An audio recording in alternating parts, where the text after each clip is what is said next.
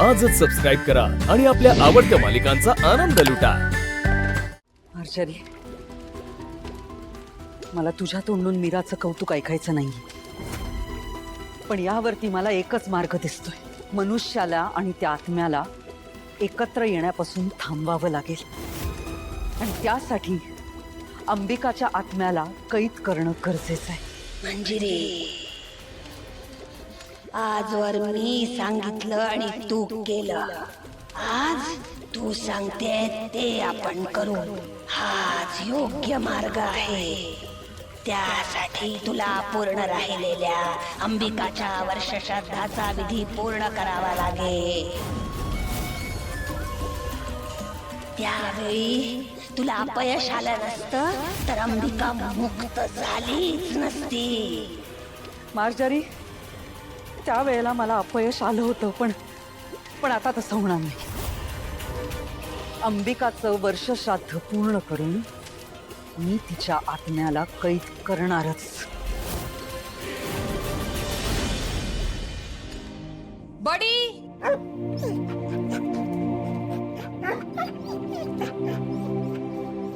बडी, हे बघ, काहीही झालं तरी आपल्याला अथर्व आणि मायाचं लग्न होऊ द्यायचं नाहीये। मंगळसूत्र तिकडे, ते लपवून ठेवायचं हा बडी, पण आता अशा ठिकाणी लपवून ठेव की कुणाला ते कधीच सापडणार नाही। जा बडी।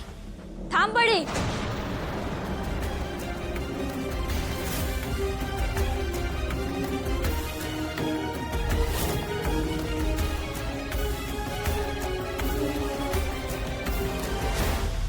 बडी बाहेर जा।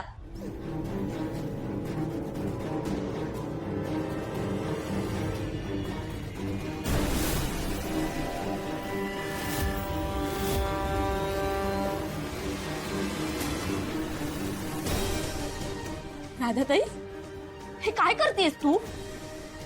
वेदाचे बाबा आणि मायाताईंचं लग्न होऊ नये म्हणून तू हे सगळं करशील?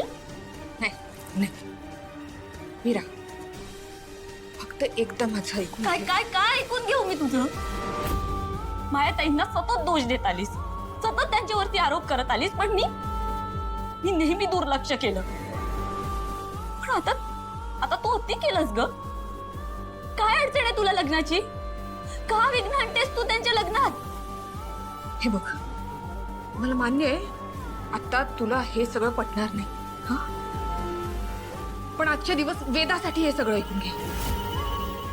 माया जर अथर्वची बायको झाली ना, तर वेदाच्या जीवाला धोका असेल तिच्यापासून। बास राधाताई, खूप झालं आता। हे बघ, तुझे माझ्यावरती खूप उपकार आहेत, पण या घराने ना मला सांभाळलंय। तुझ्या मनात जे वाईट साईड विचार आहेत ना, ते मी कधीच पूर्ण होऊ देणार नाही। राधाताई, यापुढे तू मला या घरात भेटायला नाही आलीस ना, तर खूप बरं होईल।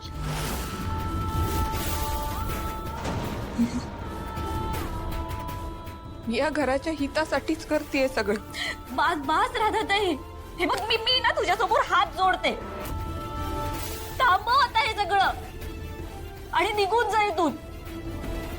पुन्हा माझ्यासमोर कधीच येऊ नकोस। जा तू।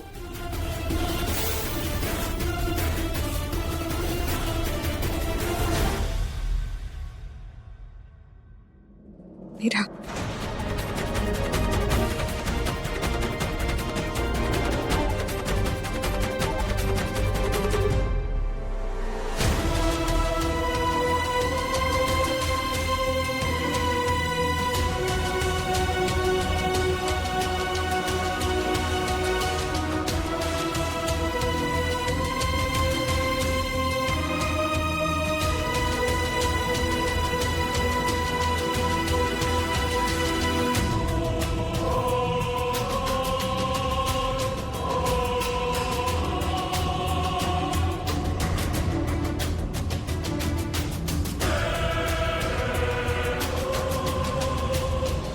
अंबिकाचं वर्षश्राद्ध, आई काय बोलतेस तू?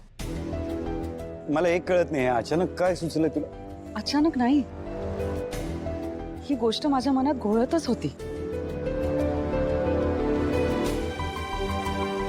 अंबिकाचं वर्षश्राद्ध अपूर्ण राहिलं आणि ते पूर्ण व्हावं असं वाटतच होतं मला.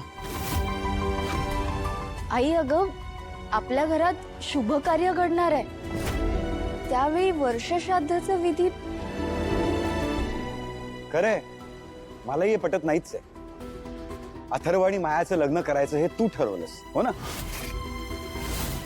मग घरात लग्न कार्य असताना वर्षश्राद्ध कशासाठी? आई, तू एकदा परत विचार करतेस का प्लीज? अथर्व, मी कुठलीही गोष्ट विचार न करता बोलेन असं वाटतंय का तुला? आई तसं म्हणत नाहीये मी, पण अथर्व, काल रात्री अंबिका माझ्या स्वप्नात आली होती. काय म्हणालीस आई? अंबिका? हो, ती स्वप्नात आली होती माझ्या. तुझं आणि मायाचं लग्न होतं या गोष्टीमुळे खूप खुश दिसत होती ती. मला म्हणाली, अथर्वला मायाच्या रूपात एक चांगला जोडीदार मिळालाय, पण माझं वर्षश्राद्ध अपूर्ण राहिल्यामुळे मला मुक्ती मिळत नाहीये आणि हा विधी पूर्ण करावा म्हणून तिने विनंती केली माझ्यापाशी.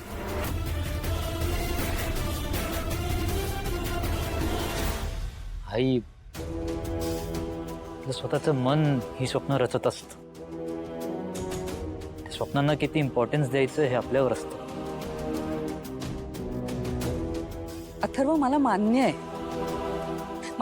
माझ्या विचारांमुळे हे स्वप्न दिसलं असेल मला, पण मला खूप काळजी वाटते रे.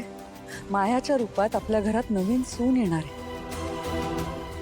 मग त्याआधी आपण अंबिकाला रितसर निरोप द्यायला नको? शक्य आहे, पण या विषयावर आपण लग्नानंतरही बोलू शकतो ना. हो, तर इतर गोष्टींमुळे अजून वाट पाहायला नको. एक लहानसा विधी करूया ना आपण अंबिकाच्या वर्षश्राद्धाचा. हे बघा, माझ्या मनात शंका आली आहे ना, मग नाही म्हणू नका प्लीज.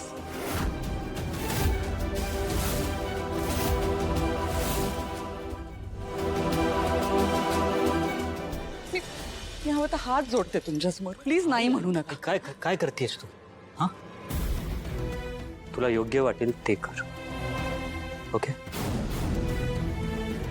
दाद, अथर्व, वर्षश्राद्ध करणं ही गोष्ट वाढदिवस साजरा करणे इतकी सोपी आहे का? गुरुजींना बोलवावं लागेल, सगळे विधी विचारून करावे लागतील, नीट ठरवावं लागेल ना सगळं. माझं गुरुजींशी बोलणं झालंय, ते येत आहेत थोड्या वेळात.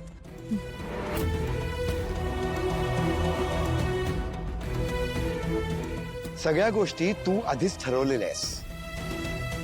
मग आम्हाला विचारणं ही फक्त औपचारिकता आहे का काय? काय बोलताय तुम्ही? माझ्या मनात पण तसा विचार आला नव्हता, कारण मला असं वाटलं होतं की तुम्हाला माझं म्हणणं पटेलच.